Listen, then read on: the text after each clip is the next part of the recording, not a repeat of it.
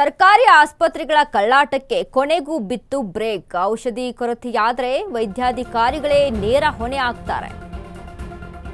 ಸರ್ಕಾರಿ ಆಸ್ಪತ್ರೆಯ ಕಳ್ಳಾಟಕ್ಕೆ ಕೊನೆಗೂ ಬಿತ್ತು ಬ್ರೇಕ್. ಔಷಧಿ ಕೊರತೆಯಾದರೆ ವೈದ್ಯಾಧಿಕಾರಿಗಳೇ ನೇರ ಹೊಣೆ. ಇಲ್ಲಿ ರಾಜ್ಯದ ಡಿಎಚ್ಒಗಳಿಗೆ ಆರೋಗ್ಯ ಇಲಾಖೆ ಖಡಕ್ ಎಚ್ಚರಿಕೆಯನ್ನ ನೀಡಿದೆ. ಔಷಧಿಗಳ ಖರೀದಿ ಪ್ರಕ್ರಿಯೆಯನ್ನ ನಿಲ್ಲಿಸಿ ಎಂದು ಸೂಚನೆಯನ್ನ ನೀಡಿದೆ. ಸರ್ಕಾರದ ಔಷಧಿ ಬಳಸೋದಾಗಿ ಹೇಳಿದ್ದ ಡಿಎಚ್ಒಗಳು ಆದರೂ ಖಾಸಗಿಯವರ ಜೊತೆ ವೈದ್ಯಾಧಿಕಾರಿಗಳ ಅಡ್ಜಸ್ಟ್ಮೆಂಟ್ ಇಲ್ಲ. ಔಷಧಿ ಕೊರತೆಯಾದರೆ ಸ್ಥಳೀಯವಾಗಿ ಖರೀದಿ ಮಾಡ್ತಿರಲಿಲ್ಲ. ಈ ಮೂಲಕ ಬಡ ರೋಗಿಗಳಿಗೆ ವೈದ್ಯಾಧಿಕಾರಿಗಳಿಂದ ತೊಂದರೆ ಆಗುತ್ತೆ. ಈ ಹಿನ್ನೆಲೆಯಲ್ಲಿ ವೈದ್ಯಾಧಿಕಾರಿಗಳಿಗೆ ಆರೋಗ್ಯ ಇಲಾಖೆ ವಾರ್ನನ್ನ ಕೊಟ್ಟಿದೆ.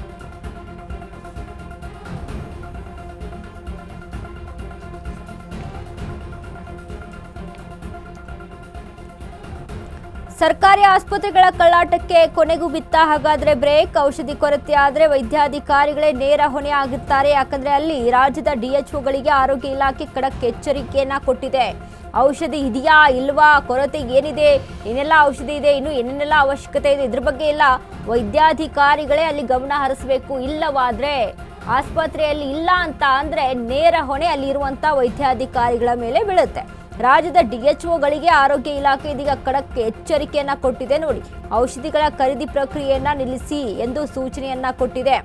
ಸರ್ಕಾರದ ಔಷಧಿ ಬಳಸೋದಾಗಿ ಹೇಳಿದ್ದ ಡಿಎಚ್ಒಗಳು ಆದರೂ ಖಾಸಗಿಯವರ ಜೊತೆ ವೈದ್ಯಾಧಿಕಾರಿಗಳ ಅಡ್ಜಸ್ಟ್ಮೆಂಟ್. ಔಷಧಿ ಕೊರತೆಯಾದರೆ ಸ್ಥಳೀಯವಾಗಿ ಖರೀದಿ ಮಾಡ್ತಿರ್ಲಿಲ್ಲ. ಈ ಮೂಲಕ ಬಡ ರೋಗಿಗಳಿಗೆ ವೈದ್ಯಾಧಿಕಾರಿಗಳಿಂದ ತೊಂದರೆ ಆಗ್ತಾ ಇತ್ತು. ಈ ಹಿನ್ನೆಲೆಯಲ್ಲಿ ವೈದ್ಯಾಧಿಕಾರಿಗಳಿಗೆ ಆರೋಗ್ಯ ಇಲಾಖೆ ವಾರ್ನ್ ಅನ್ನ ಕೊಟ್ಟಿದೆ. ನೋಡಿ,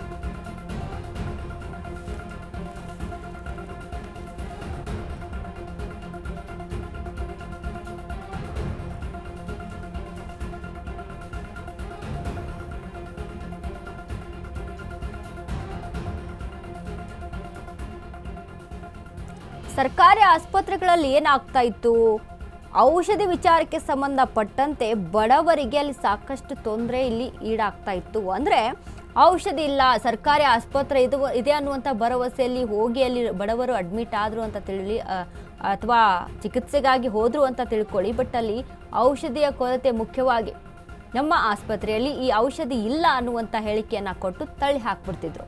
ಇನ್ನು ಮುಂದೆ ಈ ರೀತಿಯಾಗಿ ಆದರೆ ಇದರ ನೇರ ಜವಾಬ್ದಾರಿ, ನೇರ ಹೊಣೆ ಅಲ್ಲಿ ಇರುವಂತಹ ವೈದ್ಯಾಧಿಕಾರಿಗಳೇ ಆಗಿರ್ತಾರೆ. ರಾಜ್ಯದ ಡಿಎಚ್ಒಗಳಿಗೆ ಆರೋಗ್ಯ ಇಲಾಖೆ ಇದೀಗ ಖಡಕ್ ಎಚ್ಚರಿಕೆಯನ್ನ ಕೊಟ್ಟಿದೆ. ನೋಡಿ, ಆರೋಗ್ಯ ಇಲಾಖೆ ಖಡಕ್ ವಾರ್ನಿಂಗ್ ಅನ್ನ ಕೊಟ್ಟಿದೆ. ರೋಗಿಗಳಿಗೆ ತೊಂದರೆ ಆಗದಂತೆ ಸ್ಥಳೀಯ ಖರೀದಿಗೆ ಸೂಚನೆಯನ್ನ ನೀಡಿರುವಂಥದ್ದು.